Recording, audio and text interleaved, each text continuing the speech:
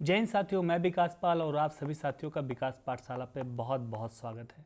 साथियों, आज मैं फिर से जनगणना से संबंधित महत्वपूर्ण सवाल लेकर आया हूँ। टोटल 20 सवाल हैं। मैं चाहूँगा साथियों कि आप एक पेन और पेपर लेकर बैठें और हमसे पहले सवालों का जवाब देने का पूरा प्रयास करें।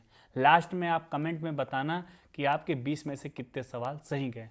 साथियों, ये मेरा छठा वीडियो है। इससे पहले मैं 5, 4, 3, 2, 1 मतलब 5 वीडियो टोटल मैं बना चुका हूँ। मेरे चैनल पे पड़े हुए हैं, आप जाके देख लें। चैनल को सब्सक्राइब नहीं किया तो चैनल को सब्सक्राइब करें और उन सारे वीडियोस को देख लें। साथियों, मैं एक बार और बताना चाहूँगा कि ये सारे जो मैं 20-20 सवाल का मैं सीरीज लेकर आया हूँ बहुत इंपॉर्टेंट है। साथियों, कोई भी पेपर आप उठा के देख लेंगे, सारे पेपर में ये सवाल आपको मिल जाएंगे। साथियों, मैं एक बात और बता दूँ, चाहे एसएससी जीडी की बात हो, चाहे यूपी कांस्टेबल की बात हो, या सब इंस्पेक्टर की बात हो, या यूपी एएसआई की बात हो, या यूपी कंप्यूटर ऑपरेटर वाले पुलिस की वैकेंसी की बात हो, या ग्रुप डी की बात हो, या आरपीएफ कांस्टेबल की बात हो, कोई भी पेपर होता है सब में जनगणना से संबंधित सवाल पूछे जरूर जाते हैं। ये टॉपिक जो है सबकी पहली पसंद है, इस वजह से आप सभी को अच्छे से पढ़ना है। तो आइए शुरू करते हैं। हमारा पहला सवाल है, केरल राज्य के उच्च साक्षरता का कारण क्या है? केरल राज्य में उच्च साक्षरता जो है उसका कारण क्या है? ऑप्शन सी इसका सही जवाब है, सुविकसित सामाजिक अवसंरचना। Option C is our right answer.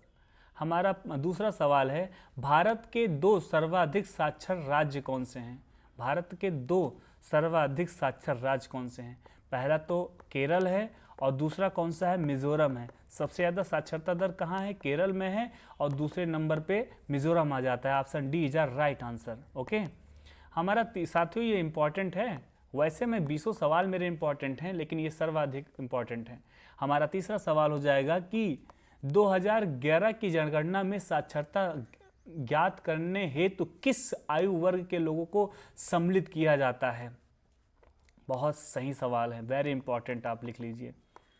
एक बार फिर से रिपीट करता हूं, रिपीट दिस क्वेश्चन। 2011 की जनगणना में साक्षरता ज्ञात करने हेतु किस आयु वर्ग के लोगों को सम्मिलित किया जाता है? 7 वर्ष से अधिक, 7 वर्ष या उससे अधिक आयु के लोगों को सम्मिलित किया जाता है। ठीक है, option C is our right answer. Okay, हमारा चौथा सवाल है कि जनसंख्या वृद्धि पर अंकुश के लिए देवी रूपक योजना किस राज्य में चलाई गई थी? जनसंख्या वृद्धि पर अंकुश के लिए, अंकुश लगाने के लिए एक देवी रूपक योजना थी। देवी रूपक योजना थी, वो किस राज्य में चलाई गई थी? आप सभी को ये बताना है। बहुत इंपॉर्टेंट सवाल है और आई होप इस चीज़ को आप बता पाएंगे। ठीक है, इसका सही उत्तर है हरियाणा। देवी रूपक योजना जो है हरियाणा में चलाई गई थी। Option D is our right answer. हमारा पांचवा सवाल है कि भारत के किस राज्य में ईसाई जनसंख्या का प्रतिशत सर्वाधिक है? बहुत इंपॉर्टेंट सवाल है और अभी कुछ दिन पहले ये राज्य जो है एकदम हेडलाइन पे था, मतलब एकदम इन्होंने एकदम तबाही मचा दी इस राज्य ने। भारत के किस राज्य में ईसाई जनसंख्या का प्रतिशत सर्वाधिक है? इसका सही उत्तर हो जाएगा साथियों Mizoram. Option B is our right answer. हमारा छठा सवाल है कि जनाकीय संस्करण मॉडल के अनुसार भारत निम्नलिखित में से किस चरण में है? जनाकीय संक्रमण मॉडल के अनुसार भारत निम्नलिखित में से किस चरण में है? ऑप्शन सी इसका सही जवाब होगा, उच्च जन्म दर तथा निम्न मृत्यु दर। साथियों, हमारे देश में पैदा ज़्यादा लोग होते हैं, मरते कम हैं। ठीक है, इसका मतलब सीधा यही है। हमारा सातवां सवाल है, भारत का क्षेत्रफल संसार के क्षेत्रफल का 2.4% है। ये तो सही है, परंतु इसकी कितने प्रतिशत जनसंख्या हमारे भारत में निवास करती है, ये बताना है। पढ़िए, सोचिए, फिर उत्तर देने का प्रयास करिए। देखिए साथियों, अगर हम बात करते हैं हमारे संसार में क्षेत्रफल, अगर संसार पूरे विश्व में अगर क्षेत्रफल अगर 100% है तो हमारे भारत में उसका 2.4% हमारे भारत में है अकेले। अगर वहीं हम जनसंख्या की अगर बात कर लें, जनसंख्या की अगर हम बात करते हैं, जनसंख्या को 100% मानते हैं पूरे विश्व में, तो 17% लोग, विश्व के 17% लोग हमारे यहाँ निवास करते हैं। हमेशा याद रखना, अगर क्षेत्रफल की बात करेगी तो आप बताएंगे 2.4%, अगर जनसंख्या की बात होगी तो 17%। Option B is our right answer. ठीक है, आई होप चीज़ों को समझ गए होंगे। हमारा 8वां सवाल है कि भारत में जनसंख्या घनत्व की दृष्टि से बाहर का क्रम केवल राज्यों में। भारत में जनसंख्या घनत्व की दृष्टि से बिहार का क्रम क्या है? ऑफकोर्स बिहार नंबर 1 पे है, तो पहला option is our right answer. Bihar सबसे नंबर 1 पे है और अरुणाचल प्रदेश सबसे लास्ट में आता है। ठीक है, बिहार का अगर हम बात करते हैं तो 1106 ये वर्ग किलोमीटर आता है जनसंख्या घनत्व। हमारा 9वां सवाल है, भारत की कुल जनसंख्या में बिहार की जनसंख्या का क्या प्रतिशत है? भारत में अगर कुल जनसंख्या जो है भारत की 100% मान लेते हैं तो बिहार में भारत के कितने प्रतिशत लोग बिहार में निवास करते हैं? तो आप कहेंगे 8.6%। मैं इससे पहले वाले वीडियोस में बता चुका हूँ। ठीक है, option A is right answer. इसलिए मैं कहता हूँ कि अगर आपने इससे पहले वाली वीडियोस को नहीं देखा है तो एक बार टाइम निकाल के देख लीजिए। साथियों, मजाक पढ़ाई करना मजाक बात नहीं है। आपको अगर नौकरी लेना है तो आपको मेहनत करना होगा, और मेहनत आप स्वयं करेंगे। सेल्फ स्टडी करनी होगी, खुद से चीज़ों को समझना होगा, क्या आपको आता है क्या नहीं आता है, ये चीज़ें खुद आपको समझना होगा। कोई तीसरा बताने नहीं आएगा, और जो नहीं आता है उसको पढ़ना है, उसको सीखना है। क्योंकि आज के डेट में नौकरी लेना नहीं है, नौकरी छीनना है। और नौकरी तभी आप छीन पाएंगे जब हर तरीके से, हर शस्त्रों से आप हर शस्त्र को चलाना सीख लेंगे। ठीक है, इस वजह से आप मेहनत करना सीखें और अपने आप को मजबूत बनाएं। ठीक है, 10वां सवाल है हमारा, 2011 की जनगणना के में बिहार की अनुमानित आबादी 10 करोड़ है। अगर अनुमानित आबादी की बात करते हैं तो 10 करोड़ है, और हमारे यहाँ कितना है? हमारे यहाँ 21 करोड़ है। 11वां सवाल है हमारा, 2011 की जनगणना के अनुसार बिहार में महिला साक्षरता दर कितनी है? बिहार में महिला साक्षरता दर कितनी है?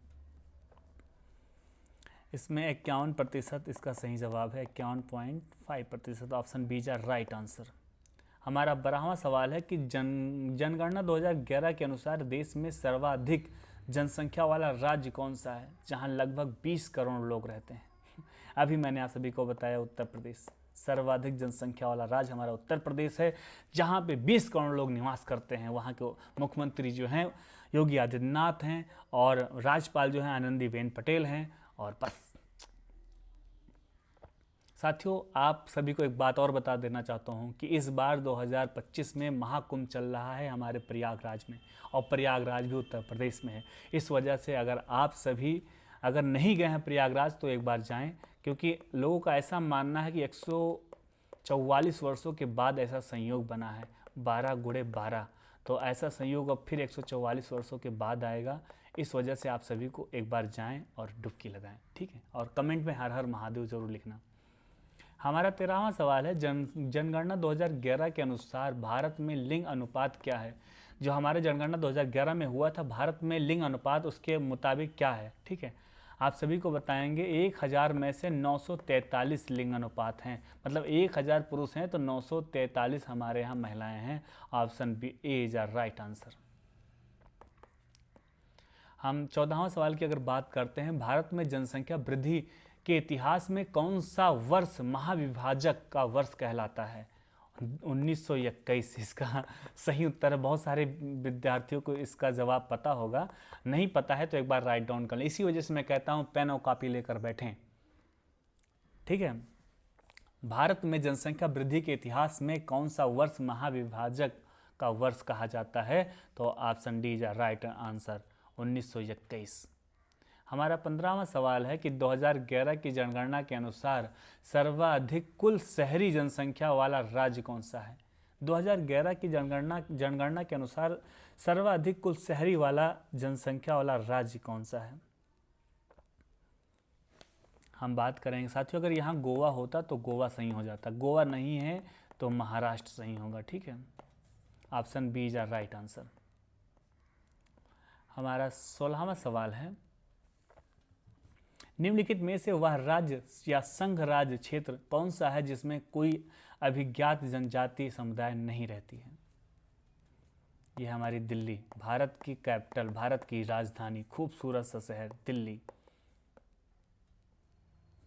हमारा 17वां सवाल है, निम्नलिखित में से वह राज्य या संघ राज्य क्षेत्र कौन सा है जिसमें कोई अभिज्ञात जनजाति समुदाय नहीं रहती है। साथियों सवाल वही है लेकिन ऑप्शन के अनुसार आपको उत्तर देने हैं, क्योंकि उसमें दिल्ली था इसलिए दिल्ली सही था, इसमें दिल्ली नहीं है इसलिए आपको सोच समझ के उत्तर देने हैं। इसमें दिल्ली नहीं है लेकिन हरियाणा तो है, Haryana. Option B is right answer. 18 2011 की जनगणना के अनुसार भारत का दूसरा सर्वाधिक आबादी वाला राज्य कौन सा है। 2011 की जनगणना के अनुसार भारत का दूसरा सर्वाधिक आबादी वाला राज्य कौन सा है। साथियों अगर पहली आबादी वाला राज्य बात करेंगे तो वो हमारा उत्तर प्रदेश आ जाएगा, नंबर 1 पे आता है। और दूसरे नंबर पे आबादी कहाँ है तो वो है महाराष्ट्र में। दूसरे नंबर पे आबादी हमारे महाराष्ट्र में है। ठीक है, तो हमारा दूसरा मतलब हमारा उत्तर क्या सही हो जाएगा, Maharashtra. Option A is right answer. हमारा सेकेंड लास्ट क्वेश्चन है, 2011 की जनगणना के अनुसार उत्तर प्रदेश तथा महाराष्ट्र के बाद सर्वाधिक जनसंख्या वाला राज्य कौन सा है। वो खेला हो गया साथियों। नंबर 1 पे हमने उत्तर प्रदेश बताया, नंबर दूसरे पे महाराष्ट्र बताया था, लेकिन नंबर तीसरा हमने नहीं बताया था। इस यहाँ पे नंबर तीसरा वाला पूछ लिया। थोड़ा सा फोकस करोगे आपको याद आ जाएगा। तीसरे नंबर पे बिहार है साथियों, बिहार। बिहार तीसरे नंबर पे है। बिहार के बाद में आ जाएगा पश्चिम बंगाल। पश्चिम बंगाल में भी बहुत आबादी है, तो इसलिए हमने इस बार चौथा वाला भी हमने बता दिया। अगर चौथा नंबर पूछेगा तो आप खट से उत्तर देंगे, उत्तर देना आपके चुटकियों का खेल हो जाएगा। तो 2011 की जनगणना के अनुसार सबसे ज़्यादा उत्तर प्रदेश में है, फिर महाराष्ट्र में है, तीसरे नंबर पर बिहार है। Option B is right answer. हमारा लास्ट सवाल है कि सन 2011 की जनगणना के अनुसार नीचे दिए गए राज्यों में से किसकी जनसंख्या न्यूनतम थी। आप सभी को न्यूनतम जनसंख्या वाला राज्य बताना है। बहुत सरल जवाब है, बहुत सरल जवाब है। मैं जानता हूँ सभी बहुत सारे बच्चे हैं जो इसका जवाब दे देंगे। सिक्किम। सिक्किम इसका सही उत्तर, ऑप्शन इज राइट आंसर। ये वेरी इंपॉर्टेंट, हमेशा पूछा जाता है लेकिन मैक्सिमम लोग इसका उत्तर सही देते हैं। कंफ्यूजन होती है, कंफ्यूजन कहाँ होती है, गोवा और सिक्किम में। गोवा कहाँ सही होगा और सिक्किम कहाँ सही होगा, ये कंफ्यूजन होती है। गोवा अगर क्षेत्रफल की बात करेगा तो गोवा हो जाएगा, अगर जनसंख्या की बात करेगा तो सिक्किम हो जाएगा। दोनों छोटे हैं, क्षेत्रफल के आधार पे गोवा छोटा है और जनसंख्या के आधार पे सिक्किम छोटा है।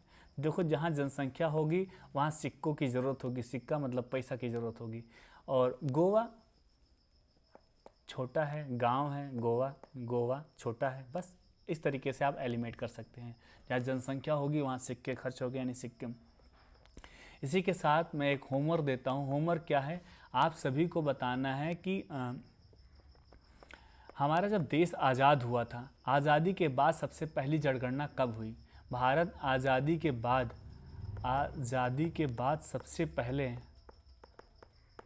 सबसे पहले जनगणना कब हुई थी। मैं क्वेश्चन लिखूंगा, बहुत टाइम लगेगा, लेकिन इसका उत्तर जो है आप सभी को कमेंट में देना है। और साथियों कमेंट में आपको ये भी बताना है कि आपके 20 में से कितने सवाल सही हुए हैं। ठीक है, और अगर आपको यह वीडियो अच्छा लगा हो तो लाइक करिएगा, अपने यार दोस्त भाई बहन साथियों को ज़रूर शेयर करिएगा, ताकि वो भी इन इम्पॉर्टेंट क्वेश्चनों को समझ सकें, पढ़ सकें और याद कर सकें। तथा आप हमारे चैनल पर पहली बार जुड़े हैं तो चैनल को सब्सक्राइब करिएगा। मैं महाबली से प्रार्थना करूंगा आपको साहस दे, सामर्थ्य दे, सद्बुद्धि दे, आप मन लगा के पढ़ाई करें, आपको जल्दी नौकरी मिले। जय हिंद, वंदे मातरम।